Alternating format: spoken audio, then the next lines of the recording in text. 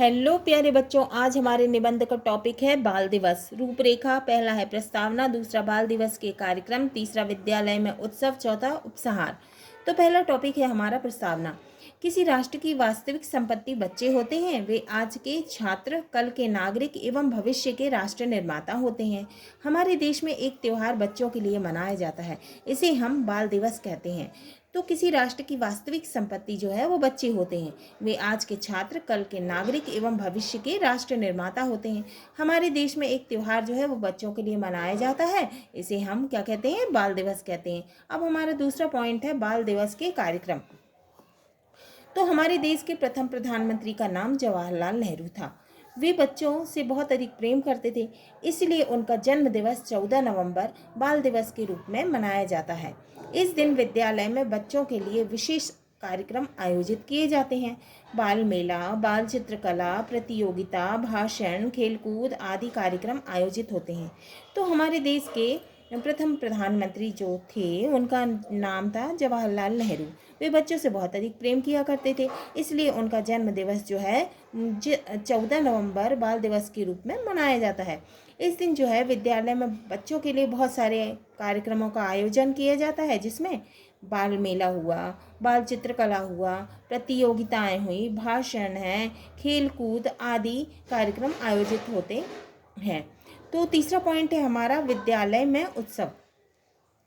हमारे विद्यालय में भी प्रतिवर्ष बाल मेले का आयोजन किया जाता है। तो हमारे विद्यालय में भी हर साल बाल मेले का आयोजन किया जाता है। हम सभी विद्यार्थी मिलकर खान पान की, खिलौनों की, पुस्तकों की दुकानें लगाते हैं। तो हमारे विद्यालय में भी बाल मेले का आयोजन होता है, जिसमें सभी विद्यार्थी मिलकर जो है वो खान पान की, खिलौनों की, पुस्तकों की, किताबों की दुकानें लगाते हैं। इनमें मिलने वाली आय को गरीब विद्यार्थी सहायता कोष में दान कर देते हैं। विद्यालय में अनेक प्रकार की प्रतियोगिताएं जैसे निबंध, गीत, कहानी लेखन आदि आयोजित होता है। तो विद्यालय में विभिन्न प्रकार की प्रतियोगिताएं होती हैं, जैसे निबंध प्रतियोगिता हुआ, गीत हुआ, कहानी लेखन प्रतियोगिता हुई, ऐसे आयोजित होती हैं।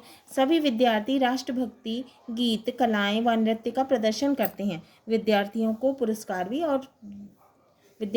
पुरस्कार भी प्रदान किए जाते हैं। तो चौथा पॉइंट है हमारा उपसंहार।